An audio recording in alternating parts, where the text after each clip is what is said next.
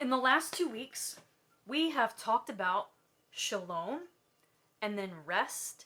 And today we are finishing our series with the word joy. So this series has been all about answering the question, what are we going to devote ourselves to in the next season of life and ministry together? What will be our North Stars, our guides, as we move through a season of transformation and discernment about the future together as the anchor? So Shalom was all about how God invites us, calls us to seek the peace and the wellness and the wholeness of the city where we've been sent. And when the city has peace and welfare and wholeness, then so will we. Last week, we explored rest, why it matters, why it's important, why it's crucial. And we talked about how God rested first and then shared this good gift with creation. Rest was, or what we spoke about also was that humanity was designed to work from rest, not to rest from our work. And then we also dug into how Jesus himself was someone who rested and slipped away to be in silence and solitude with God often. Today is joy. Today is joy. I'll begin with these 3 scriptures. Listen for the word of the Lord. Psalm 16:11 from the Message. We find hope that supersedes circumstances, love that transcends circumstances. In your presence, with you, O God, there is never-ending joy and never-ending forever pleasure at your right hand. From Psalm 30, verse 5, weeping may endure for a night, but joy cometh in the morning. And lastly, from John 15:11, Jesus says these words, I have said these things to you so that my joy will be in you and your joy will be complete. The word of God for us, the people of God. Thanks be to God.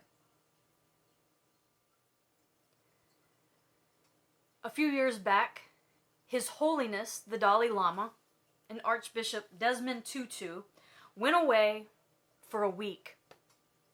Now, these are 2 of the most important spiritual leaders of the last half century.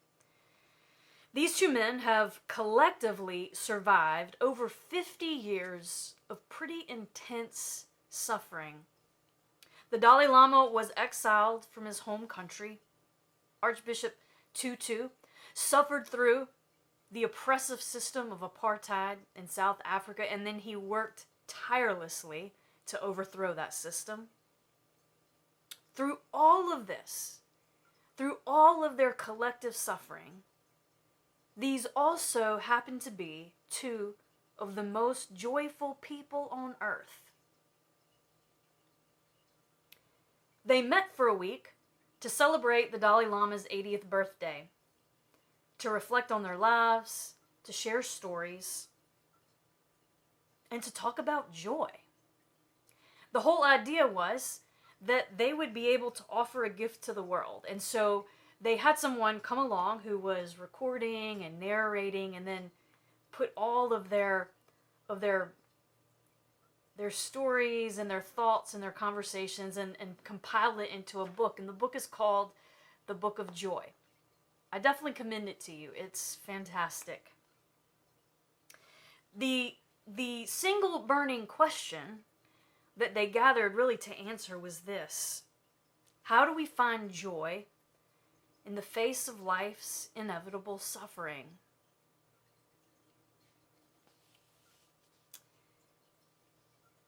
I picked up this book last week as I was preparing for this sermon. And it just so happened that on Wednesday morning, I was at the Day Center in downtown Wilmington at First Baptist. It's open 2 days a week for a few hours a day for folks, our friends and neighbors who are living on the streets and experiencing homelessness. They can go into this day center, they can rest, grab a bite to eat, connect with folks, just relax, use the restroom. So I usually go on Wednesday mornings at some point and stay for a couple hours. And so as I was hanging around talking with our friends, I put a little question up on the whiteboard, and I just wrote, "How do you have joy?" And it kind of was a good conversation starter. I wound up talking to a number of different folks about their answer to this question. How do you have joy? I want to share with you some of what our friends said. Here's what they told me. Being around good people, waking up every day, the love of God. How do you have joy? Being around like-minded people, fellowship, music, thinking about things that make me happy. How do you have joy? A comfortable chair.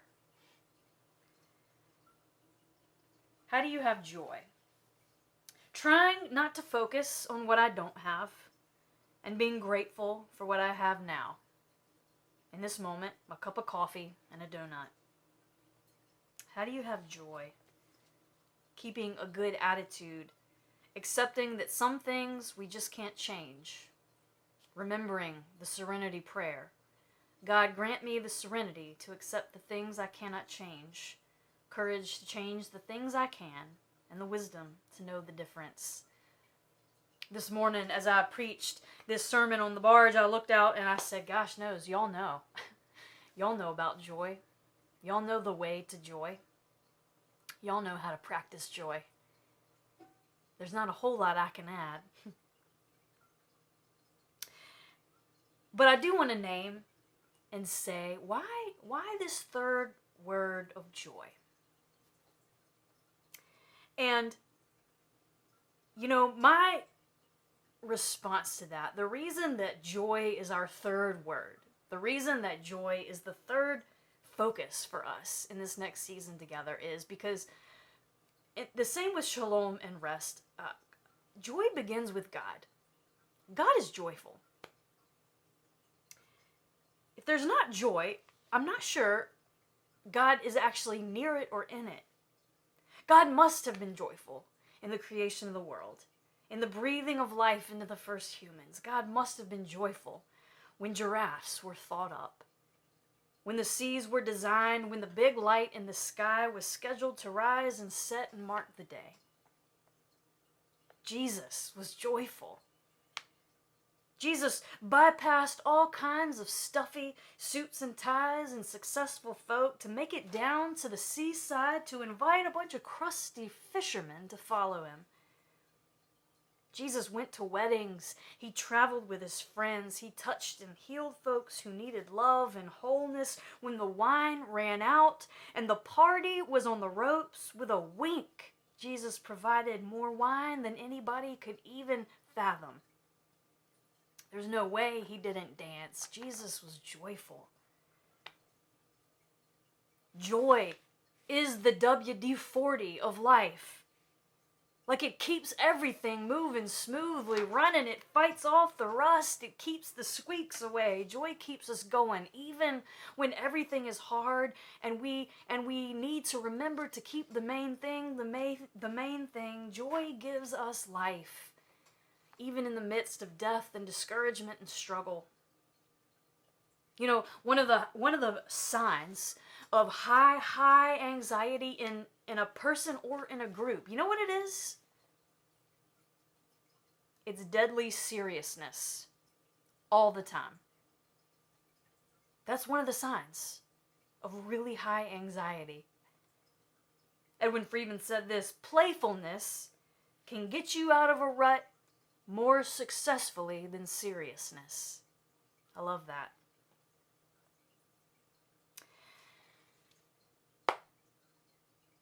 The scriptures that we've read this morning remind us that that in God's presence there is joy. It's honestly that simple. In God's presence there is joy. And the good news for us is that God is always present with us. So no matter what, joy is actually always available.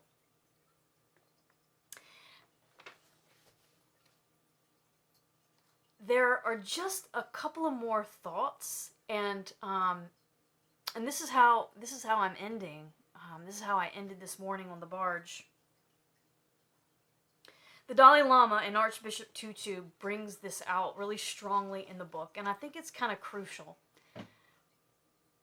We could talk a lot about the obstacles to joy, what gets in our way of joy, and those things are completely legitimate and valid and worth honoring. That's all part of it, in fact. What the Dalai Lama and Archbishop Tutu really bring out is this: joy requires being compassionately connected to our own experience so that we can have compassion and connection to other people and to the world. They bring up the fact that we are actually neurobiologically hardwired for connection and community. But the way that we enter into that community and the way that we stay connected to our world is, honestly, by healing our own pain, by engaging fully with our own experience. And the more that we do that, the more that we turn and heal our own pain, the more that we're actually able to help and heal the pain of others. And the more we turn to others, the more we experience joy. The more we experience joy, the more we can bring joy to others. They call it a virtuous cycle. The Archbishop speaks of a few years back when he was developing and implementing a training program for activists to go into high conflict regions all over the globe and work for peace. He recalls that the starting point to the program was to teach that peace must first come from within. We cannot bring peace if we do not have inner peace. Similarly, we cannot hope to make the world a better, happier place if we do not also aspire for this in our own lives.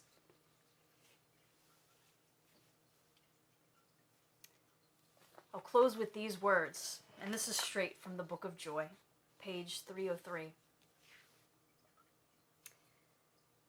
The writer and listener in on all these conversations writes these words. The two leaders had told us over the course of the week that there is no joy without sorrow, that in fact it is the pain, the suffering, that allows us to experience and appreciate the joy. Indeed, the more we turn toward the suffering, our own and others, the more we can turn toward the joy. We accept them both, turning the volume of life up, or we turn our backs on life itself, becoming deaf to its music. They had also told us and demonstrated that true joy is a way of being, not a fleeting emotion. What they had cultivated in their long lives was that enduring trait of joyfulness. They had warned us that we cannot pursue joy as an end in itself, or we will miss the bus. Joy comes, rather, from daily thoughts, feelings, and actions. And they had told us repeatedly the action that gets us on the bus, bringing joy to others.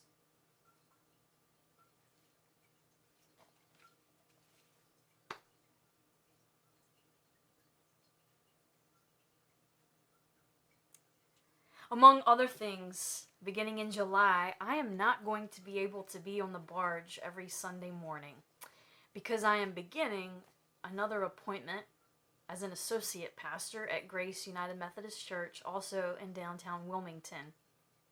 In the next few weeks, the anchor is engaging in some conversations around who do we want to be moving forward? Why are we doing what we're doing? And what are we going to be about? It was really important to set this time up with some scriptural foundation. I don't know how it's all going to work out. I don't know the end. There's so much I don't know. But what I know is that abundant life, eternal life now, is possible. What I know is that life with God, living life in such a way that we are trying to follow after Jesus,